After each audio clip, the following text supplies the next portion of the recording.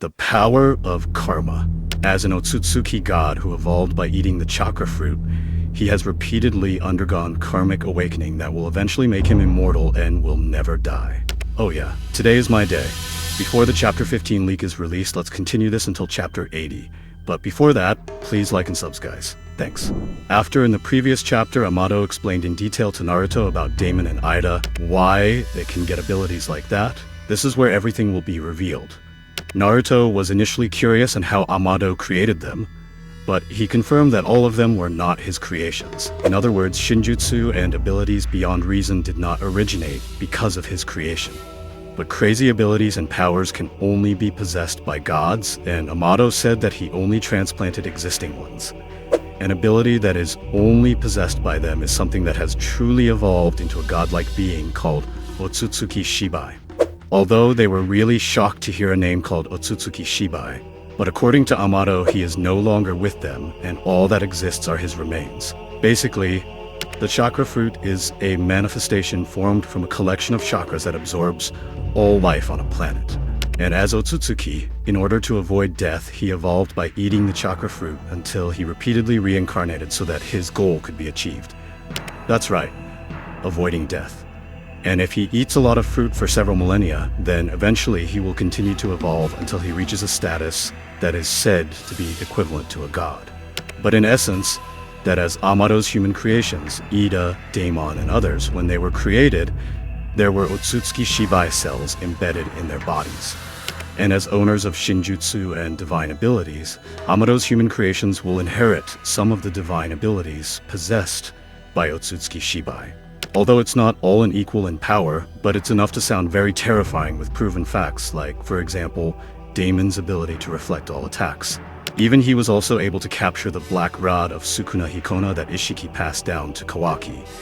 But if this ability is possessed by Shibai, maybe this will sound 10 times more powerful. That's what God is like, right? And because this sounded so absurd, Shikamaru always gave the same response. And it was a response where he doubted what Amato said. And even so, Naruto still wanted to listen to what was known about Shibai Otsutsuki. Amato then explained again that there was one thing that really sounded crazy. And as a god, he could create storms just by waving his hand and summon lightning just by shouting like he was angry. And that was all without having to use the ninjutsu seal mark. And in essence, all abilities that were equivalent to gods were not like ninjutsu or anything else. And that was called Shinjutsu. And some of the techniques or jutsu that they have seen lately, starting from Code's ability to use claw marks, Ida, who can manipulate thoughts, Daemon, who can reflect all attacks, and the last is Kawaki, who has inherited Ishiki abilities such as Sukuna Hikona and Daikokuten. And all of that is part of the Shinjutsu owned by Otsutsuki Shibai. And as another example of what Momoshiki did to Boruto for leaving his karma, this is also part of the reincarnation performed by Otsutsuki Shibai through karma, and can be called the art of immortality. And maybe what's interesting about this conversation is when a very good question was asked by Shikamaru, because at first Amato explained that with reincarnation karma, Otsutsuki Shibai could live forever. Then why now Amato said that he had died, and the remains which Amato then used to transplant into several cyborgs of his creation. Whereas supposedly, if Otsutsuki Shibai continued to reincarnate for eternal life, he would not die and leave his body on Earth, right? But from that question, Amato did not know clearly about what happened. Even Amato also assumed that Otsutsuki had been killed. But apart from that, Amato also assumed that as a god, and had gone through the process of reincarnation and evolution many times, then with him ascending to a higher dimension, it meant that he no longer needed a physical body. And maybe that means, as a transcended being, it can be said that he no longer needs reincarnation or a vessel, right? In other words, maybe Amato's hypothesis sounds very reasonable, because by reaching the final level of evolution and having moved or ascended to a higher dimension, it means that he no longer needs his physical body. And maybe this is the reason why Amato can find and use his body. And it is here that we finally find out what was the purpose of the previous Amato who implanted karma into Kawaki, again without his permission. And as Otsutsuki, Amato has the hope that it will have a power and ability that is impossible to become something that is possible. An example is resurrecting death, and Amado mentions that he wants to resurrect his dead daughter back to life. But before continuing what Amado meant, Delta suddenly came to meet Ida. Even Sarada forbade Delta to come to this place, but Delta begged Sarada not to say this to Shikamaru because Delta really wanted to meet Ida. Although in the end, Delta continued to insist and begged to meet with Ida, Sumire, who had arrived at the place, immediately deactivated Delta's consciousness by saying, "Delta, time to go to sleep," an emergency code that has been implanted in Delta's body to control it. And Sumire says that Delta should not be able to go against her or Katasuke's orders. But from this, I'm pretty sure that Ida's ability can even damage the program that has created Delta to make it out of control. And again, this is an insane divine ability. Then we continue Amado's chat about his desire to restore his daughter's life, which is an event that has passed 12 years ago. And the death of Amado's daughter, it was the day that Boruto was also born into the world. Akebi is the name of Amado's daughter, who suffered from a terrible disease. Even from the terrible disease that Akebi suffered from, Amado mentions that there is no effective cure or antidote. Even because of the fatality of the disease, the doctor who treated the disease gave up. And even though the cause of the disease is unknown, Amado believes in himself that he can find a solution and solve all of these situations. In a laboratory in Kara, he makes a new body for Akebi. Even in frustrating situations, Amado doesn't care about values and ethics. Because of him, making a new body sounds very reasonable compared to fixing a defective body. Because as a scientist, doing this is something he has mastered.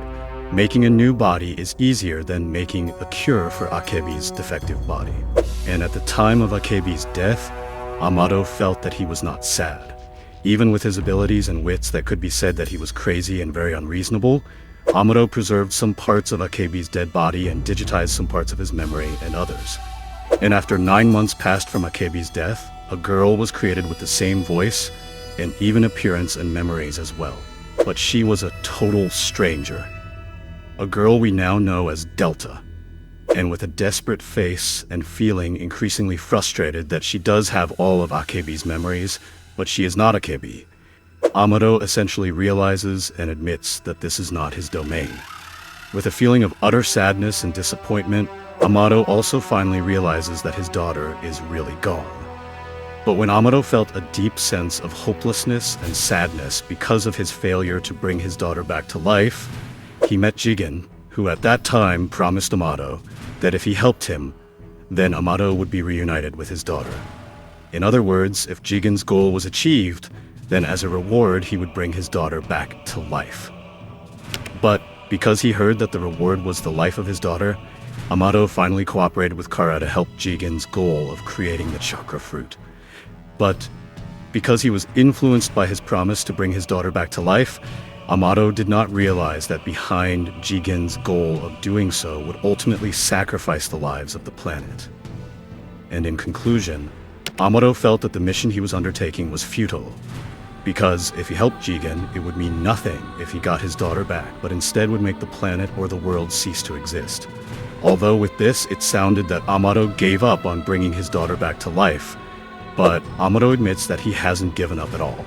Because although initially Jigen didn't explain how he resurrected Amado's daughter, but when he tried to relent, Jigen he saw a way or an answer to the problem. The mechanism of karmic resurrection. Because according to Amado's analysis, what Ishiki did through his vessel and the method used to produce Akebi using the clone turned out to be almost the same. And in conclusion, Amado's purpose at the beginning of re-implanting karma on his body without Kawaki's permission was not just a desire for Kawaki to protect Naruto, but it was also based on Amado's personal purpose. Because by adding Akebi's data to Kawaki's reconstructed karma, then all Kawaki had to do was implant karma in the new clone body that Amado would prepare. And with that, this was enough to revive Akebi. I am truly grateful to Kawaki. We know that since childhood, Kawaki has been using Jigen as its vessel. Beyond the discussion of the torture experienced by Kawaki with Jigen, but this is the fact that now he is obsessed with Naruto for treating him so well that he is willing to sacrifice everything to protect him. Even though it had to kill Boruto because there was a Momoshiki inside his body, Kawaki's way is not wrong, but it is not right either. Yeah, I thought you would understand what I mean. Oh yeah. After everything Amado said, including using Kawaki for his own personal purposes to bring his daughter back to life, Shikamaru still doubts Amado's story. He even asks Ida to prove through her Senrigan eyes that can see the past, whether it is true that Amado has a daughter or not. Although this sounds cruel, but that's Shikamaru's job. But before Ida explains the truth, I think that's enough for our review this time, guys. And before the leak of Chapter 15 is released, I will finish this as soon as possible. Thanks to those of you who have liked and subs. I'm Nim, see you in the next chapter. Bye bye, Dadabaya.